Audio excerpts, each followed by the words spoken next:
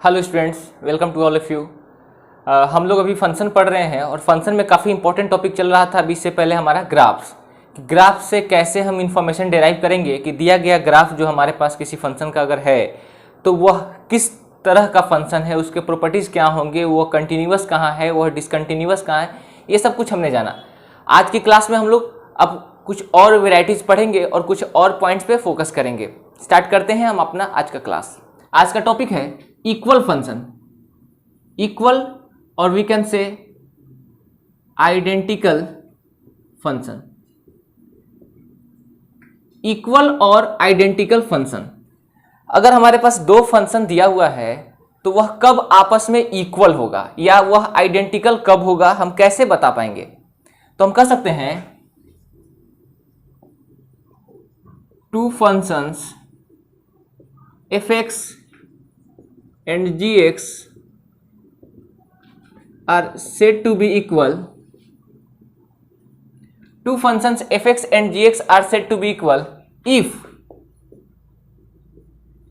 दो फंक्शन हमारे पास है, एक फंक्शन fx है, दूसरा फंक्शन gx है, उन दोनों को आपस में हम इक्वल कहेंगे। कब कहेंगे? If condition domain of fx is equal to domain of gx। fx का डोमेन और gx का डोमेन सेम होगा, पहला कंडीशन। दूसरा कंडीशन की बात करें अगर तो दूसरा कंडीशन क्या है? Range of fx is equal to range of gx। fx का रेंज और gx का रेंज भी आपस में सेम होगा, मतलब fx का डोमेन और gx का डोमेन आपस में सेम, fx का रेंज और gx का रेंज आपस में सेम। और थर्ड, fx बराबर gx for every x belonging to their common domain.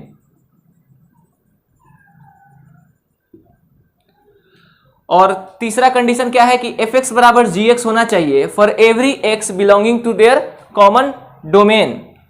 मतलब fx और gx आपस में हमेशा इक्वल हो जब उसके कॉमन डोमेन, जो उसका डोमेन है, उसको अगर पुट करते हैं तो जो दोनों का कॉमन डोमेन लाई करता है उसके बीच के कोई भी एलिमेंट को, x के वैल्यू को अगर हम पुट करेंगे fx में भी और पुट करेंगे साथ ही साथ gx में भी तो उसका वैल्यू बराबर आना चाहिए। तो अगर इस तीन कंडीशन को कोई फंक्शन सेटिस्फाई करता है तो हम कहेंगे कि दिया गया फंक्शन आपस में इक्वल है। ठीक है, कुछ एग्जांपल्स की तरह मदद से हम समझते हैं इक्वल फंक्शंस के एग्जांपल। ठीक है, find whether the given functions are equal और नॉट। आपको बताना है दिया गया फंक्शंस इक्वल है या नहीं है। fx आपके पास दिया गया है x² x और gx दिया गया है x। अब आपको बताना है कि क्या दोनों फंक्शन आपस में इक्वल है या नहीं है। दोनों फंक्शन आपस में इक्वल है या नहीं। तो देखिए, अगर हम इसको लाइटली लेते हैं, इजीली लेते हैं तो क्या करेंगे? हम सोचेंगे एक x से एक x कटेगा और ये भी x बचेगा, ये भी x बचेगा। बड़े आराम से हम कह देंगे कि सर दोनों फंक्शन आपस में इक्वल है। जैसे अगर हम इसको इजीली सोचें तो हम क्या सोचेंगे? नीचे एक x है, ऊपर x² है, एक x से एक x कटेगा, क्या बचेगा? ओवरऑल यहाँ पर x बचेगा, यहाँ पर क्या है? x है। और हम कह देंगे कि fx और gx दोनों बराबर है। हम ऐसा कह सकते हैं, लेकिन ऐसा नहीं होगा। आप काटिएगा नहीं, इसका सॉल्यूशन नहीं करना है। देखिए, हमारे पास fx दिया गया है, fx है x²x। तो इसका डोमेन अगर हम कहेंगे कि डोमेन क्या होगा? डोमेन ऑफ fx, तो यहाँ पर x बिलोंग टू, हम कह सकते हैं ऑल रियल नंबर एक्सेप्ट क्या? जीरो। जीरो छोड़कर आप कुछ भी ले सकते हैं। क्यों? क्योंकि जीरो लेंगे तो डिनोमिनेटर जीरो हो जाएगा, फंक्शन अनडिफाइंड। तो यहाँ हम जीरो नहीं ले सकते। और हमारे पास यहाँ दिया हुआ है gx बराबर क्या है? x। तो अगर हम बात करें domain of gx, domain of gx क्या हो जाएगा? x belong to all real number. यहाँ पर डोमेन कहता है ऑल रियल नंबर, लेकिन यहाँ डोमेन कहता है ऑल रियल एक्सेप्ट जीरो। यहां पर डोमेन क्या होगा, all real except zero, zero लेंगे तो डिनोमिनेटर जीरो हो जाएगा, फंक्शन अनडिफाइंड हो जाएगा। और यहां पर डोमेन क्या कहता है, ऑल रियल। तो हम कह सकते हैं here domain of F x is not equal to domain of G X. F X का डोमेन और जी एक्स का डोमेन आपस में इक्वल नहीं है। Domain of F x is not equal to domain of G X, therefore हम कह सकते हैं F x is not equal to G X, यह दोनों इक्वल फंक्शन नहीं होगा। मैंने पहले ही बताया इक्वल फंक्शन के लिए यह तीनों क्राइटेरिया को फुलफिल होना होगा। ऐसा नहीं है कि कोई एक फुलफिल अगर हो गया बाकी दोनों नहीं हुआ तो इक्वल हो जाएगा। एट द सेम टाइम जब यह तीनों कैरेक्टर, तीनों प्रॉपर्टी आपका सेटिस्फाई करता है किसी क्वेश्चन के लिए, किसी फंक्शन के लिए, तब जाकर वह इक्वल होगा। अगर तीनों में से कोई एक भी यदि सेटिस्फाई नहीं करे, फेल कर जाएगा, तो दिया गया फंक्शंस आपस में इक्वल नहीं होगा। जैसे यहां पर एफ एक्स दिया था, जी एक्स दिया था, तो हमने सबसे पहले डोमेन चेक किया। अगर सपोज कर लो दोनों का डोमेन सेम हो जाता, तो ये ऐसा नहीं कह देते कि इक्वल है, तब हम दोनों का रेंज चेक करते हैं। मतलब आपको डोमेन, रेंज, इन तीनों पॉइंट पर काम करना है, ठीक है ना। इसको नोट डाउन कर लीजिए। कुछ और एग्जांपल लिखते हैं। एफ एक्स अगर हमारे पास दिया हुआ है ln x स्क्वायर और जी एक्स हमारे पास दिया हुआ है 2ln x। देखिए ln मतलब होता है log to the base e, log जिसका बेस e होगा उसको हम ln से रिप्रेजेंट करते हैं। देखिए देखने में पहले नजर में क्या है, दोनों फंक्शन आपको आपस में एक जैसा दिख रहा है। कैसे, log का प्रॉपर्टी होता है, इस पावर को आप शुरू में ला सकते हैं, तो यह भी 2ln x और यह भी 2ln x। आप धोखा खा सकते हैं, आप कह दीजिएगा कि सर ये दोनों तो एक ही फंक्शन आपस में इक्वल है। नहीं, आपको इसके साथ छेड़छाड़ नहीं करना है। ये नहीं कि इस 2 को log का प्रॉपर्टी लगा के यहां कर दिए, log का प्रॉपर्टी आपको यूज नहीं करना है।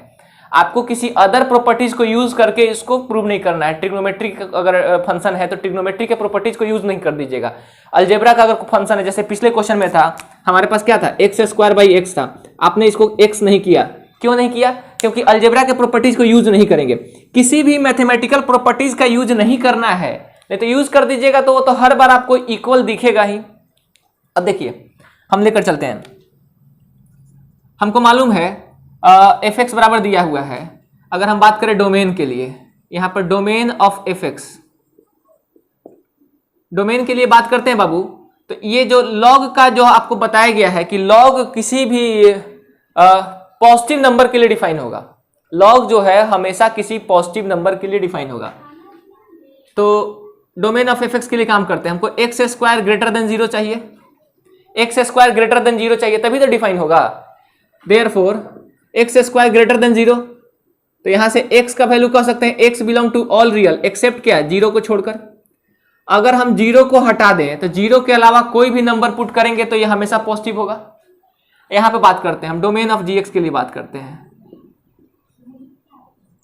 डोमेन ऑफ जी एक्स के लिए बात करते हैं। देखो अब ये क्या है, x must be greater than 0, तो यहां से कह सकते हैं x आपका बिलोंग्स टू 0 से लेकर प्लस इन्फिनिटी, इन्फिनिटी पर ओपन और 0 पर भी ओपन। यहां से आपका x का वैल्यू क्या आ गया, 0 से लेकर प्लस इन्फिनिटी, और यहां से क्या आ गया, ऑल रियल नंबर एक्सेप्ट 0। क्या दोनों का डोमेन सेम है? हमने यहां देखा कि domain of F x is not equal to domain of G X. Domain of F X और डोमेन ऑफ जी एक्स आपस में इक्वल नहीं है, देयरफॉर हम कह सकते हैं F x is not equal to G X. F X और जी एक्स आपस में इक्वल फंक्शन नहीं होगा। अब दूसरा एग्जांपल अगर हम देखें, एक और एग्जांपल देखते हैं, इक्वल फंक्शन को एग्जांपल की मदद से अच्छे से समझते हैं।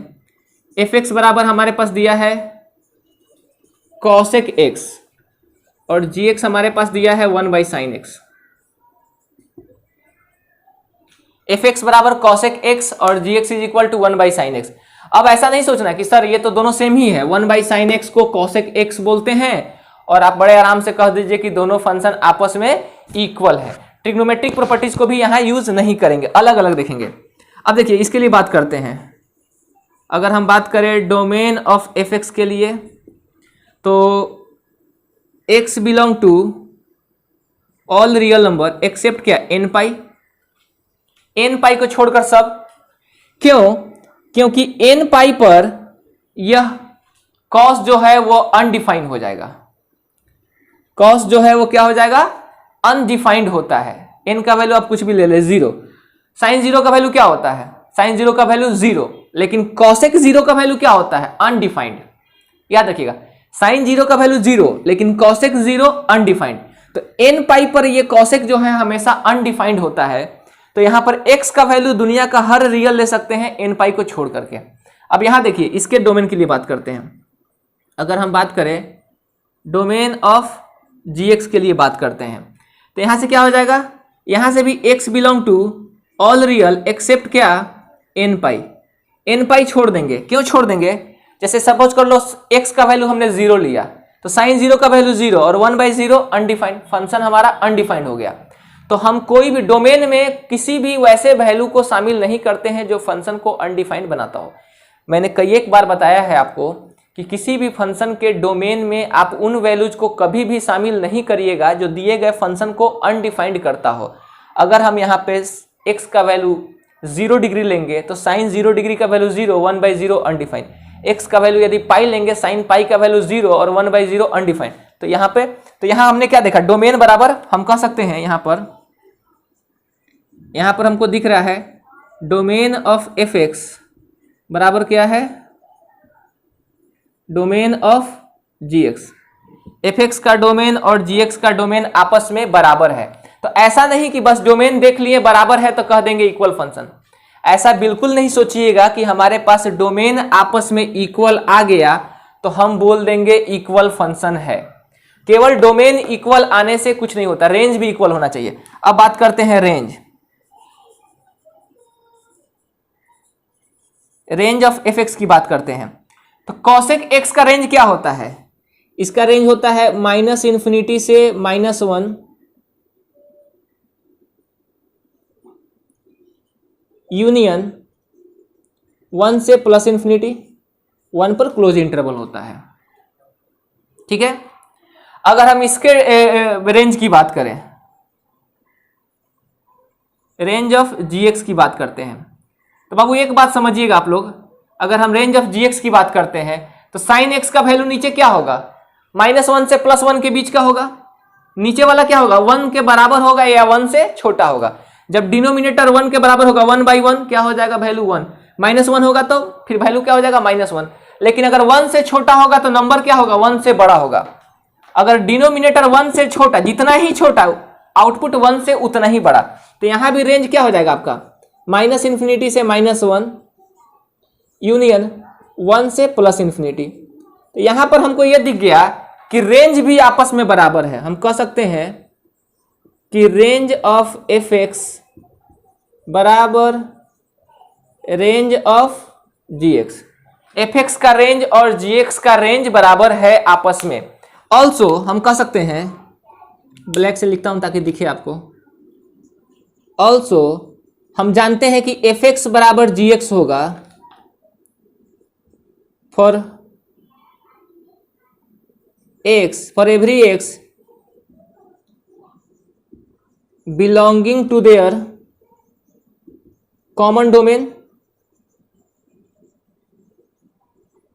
fx बराबर gx हमेशा होगा। क्यों? क्योंकि दोनों, अगर हम भले ही ऊपर से हम कह रहे हैं कि दोनों अलग अलग है, लेकिन by the help of trigonometry हम जानते हैं 1/sin x को cosec x बोलते हैं। तो दोनों का वैल्यू हमेशा क्या होगा? सेम होगा। अगर दोनों के कॉमन डोमेन को पुट करते हैं तो हम कह सकते हैं हेंस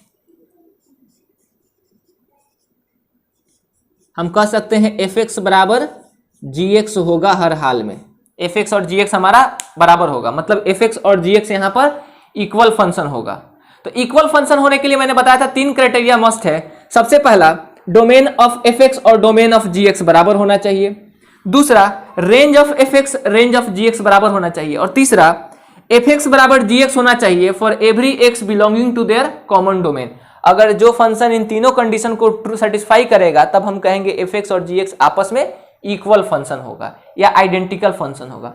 इसको वीडियो को पॉज करके इसको नोट कर लीजिए, समझ लीजिए। अगर परेशानी हो तो इसको एक बार रिवाइंड करके समझ लीजिए। ठीक, नोट इट। कुछ और एग्जांपल देखिएगा। fx बराबर हमारे पास दिया है tan x, और gx बराबर हमारे पास दिया है 1/cot x। अब देखने से लग रहा होगा कि सर ये भी तो पिछला सवाल जैसा है कि 1/cot x को ऊपर करेंगे तो क्या हो जाएगा, 1/cot x को ऊपर करेंगे तो tan x, और ये भी पिछला क्वेश्चन है sin x cosec x और 1/sin x, तो वो भी इक्वल है। तो हमको लग रहा होगा कि सर यह भी तो आपस में इक्वल फंक्शन ही होगा। तो देखिए लगने से कुछ नहीं होता, आपको सोल्व करना होता है। हम बात करते हैं डोमेन के लिए, डोमेन ऑफ एफ एक्स। तो यहाँ पे क्या हो जाएगा, x belong to any real number. Domain कुछ भी हो सकता है, डोमेन इसका कुछ भी हो सकता है। डोमेन ऑफ जी की बात करते हैं, डोमेन ऑफ जी की बात करते हैं। तो देखो, अच्छा हाँ एक चीज और ध्यान दीजिएगा, यहां पर डोमेन आपका कुछ भी हो सकता है एक्सेप्ट क्या, tan x है ना, तो tan अनडिफाइंड कितने पे होता है, tan 90 का वैल्यू अनडिफाइंड होता है, tan ऑफ 90 अनडिफाइंड होता है। तो यहां पे कह सकते हैं domain belong to every real number except क्या 2n + 1 π/2, 2n + 1 π/2। tan 90 का वैल्यू क्या होता है, अनडिफाइंड होता है। तो डोमेन कह सकते हैं domain belong to every real number except 2n + 1 π/2। यहां पर देखते हैं, यहां पर डोमेन क्या होगा, हम कह सकते हैं x belong to every real number except क्या होगा बच्चों, देखो जरा ध्यान से, एक्सेप्ट cot 0 का वैल्यू क्या होगा, cot 0 का वैल्यू क्या होता है बच्चों, cot 0 अनडिफाइंड होता है। तो एक्सेप्ट क्या बोलेंगे यहां पे, एक्सेप्ट बोलेंगे हम लोग n π। अब देखो दोनों का आपका डोमेन अलग अलग चला आया बच्चों, दोनों का डोमेन हमारा अलग अलग चला आया। क्यों, क्योंकि 1/, अब देखिए ध्यान से, यहां पर और भी कुछ होगा, 1/cot 0 तो अनडिफाइंड हमारा होगा ही, देखो ना 1/cot 0, तो ये क्या हो जाएगा 1/, ये नॉट डिफाइंड, ये तो ले ही नहीं सकते। उसके बाद अगर cot 90 लेते हैं, 1/cot 90, cot 90 का वैल्यू क्या होता है 0, ये हमारा अनडिफाइंड होता है, ये भी नॉट डिफाइंड होता है, तो हम ये भी नहीं ले सकते हैं, मतलब n π तो हम नहीं ही ले सकते हैं। ये तो बात आप समझ रहे हैं ना, कि अगर हम ध्यान से देखें तो n π तो हम नहीं ही ले सकते हैं।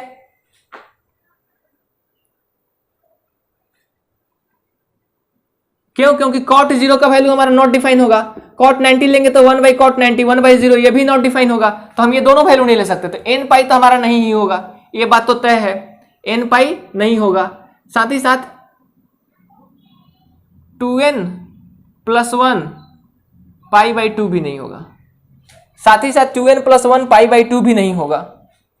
क्यों, क्योंकि n π लेंगे तो ये हमारा 0 देगा, cot 0 का वैल्यू 0, cot 180 का वैल्यू 0, cot 360 का वैल्यू 0, और 1/0 जब जब लेंगे और अनडिफाइंड बनता जाएगा हमारा।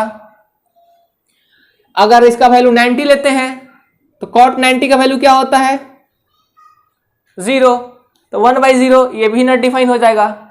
बात समझिएगा, इसका cot 0 का वैल्यू अगर लेंगे, cot 0 क्या होता है अनडिफाइंड, तो 1/, नॉट डिफाइन तो लेंगे ही नहीं, क्योंकि हमेशा नॉट डिफाइन रहेगा। और cot का 90 लेंगे तो इसका वैल्यू 1/0, ये भी नॉट डिफाइन, तो ये दोनों केस हम नहीं ले सकते हैं। यहां पर क्या होगा, यहां पे केवल 2n + 1 π/2 नहीं ले सकते हैं, क्योंकि इस पर हमारा अनडिफाइन बनेगा। तो यहां पे हम कह सकते हैं domain of F x is not equal to domain of G X. क्यों इक्वल नहीं है, देखिए ना यहाँ पर tan, हम x = 0 पर tan 0 का वैल्यू क्या होगा, tan 0 का वैल्यू 0, ये डिफाइन हो सकता है, लेकिन यहाँ 0 पर डिफाइन नहीं है, समझिएगा। x = 0 पर ये डिफाइन है, लेकिन x = 0 पर ये डिफाइन नहीं है, ये 90 पर भी डिफाइन नहीं है। तो यहाँ क्लियरली दिख रहा है कि डोमेन ऑफ एफ एक्स बराबर डोमेन ऑफ जी एक्स नहीं है, देयरफॉर हम कह सकते हैं F x is not equal to G X, F X और जी एक्स यहाँ पर इक्वल फंक्शन नहीं है। लेकिन इसके पिछले क्वेश्चन में हमारे पास कॉसेक और 1/sin जो था वह इक्वल चला आया था। एक और एग्जांपल लेते हैं,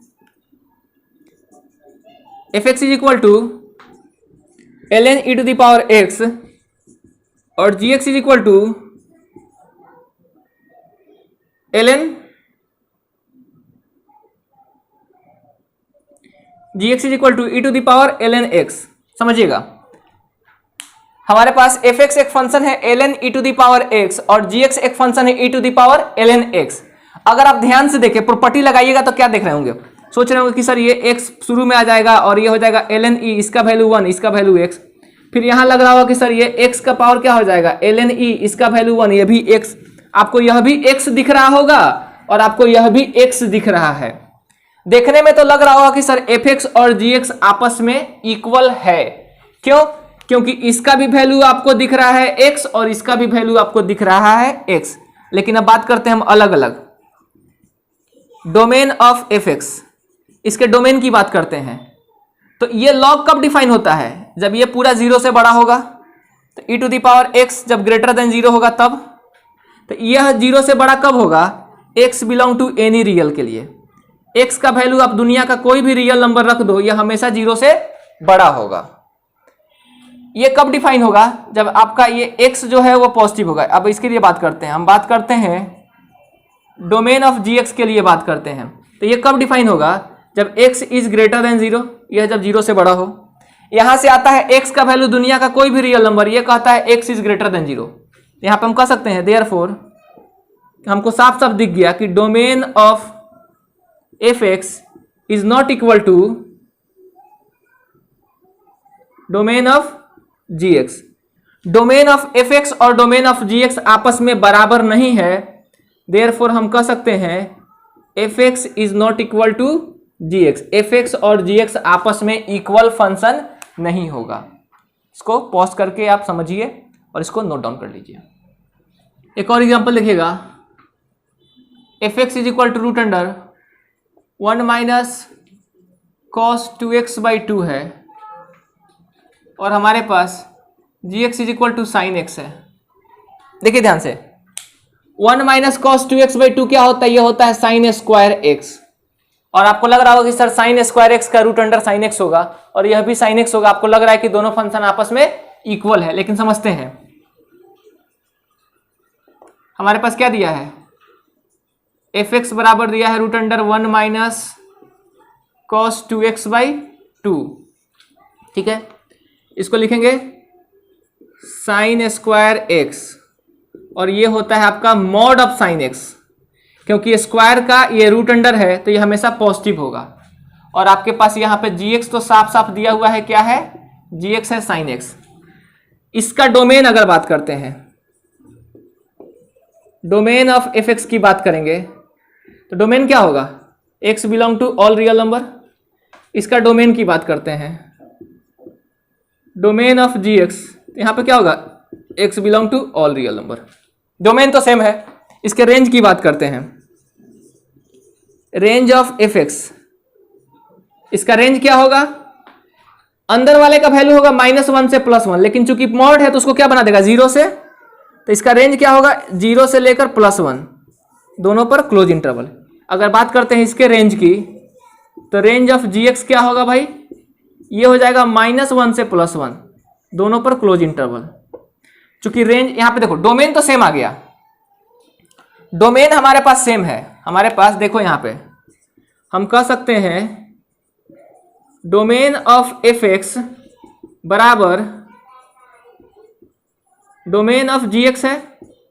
लेकिन यहां पर ध्यान से देखिएगा, range of fx is not equal to range of gx है। रेंज ऑफ fx और रेंज ऑफ gx आपस में बराबर नहीं है। डोमेन तो दोनों का बराबर है लेकिन रेंज आपस में बराबर नहीं है। तो देयरफॉर कह सकते हैं हेंस हम कह सकते हैं fx is not equal to gx। आपस में fx और gx इक्वल फंक्शन नहीं है। डोमेन दोनों का बराबर है लेकिन दोनों का रेंज क्या है? आपस में बराबर नहीं है। तो हम कह सकते हैं fx और gx आपस में इक्वल फंक्शन नहीं होगा, दे आर नॉट इक्वल। इसको नोट कर लीजिए पॉज करके।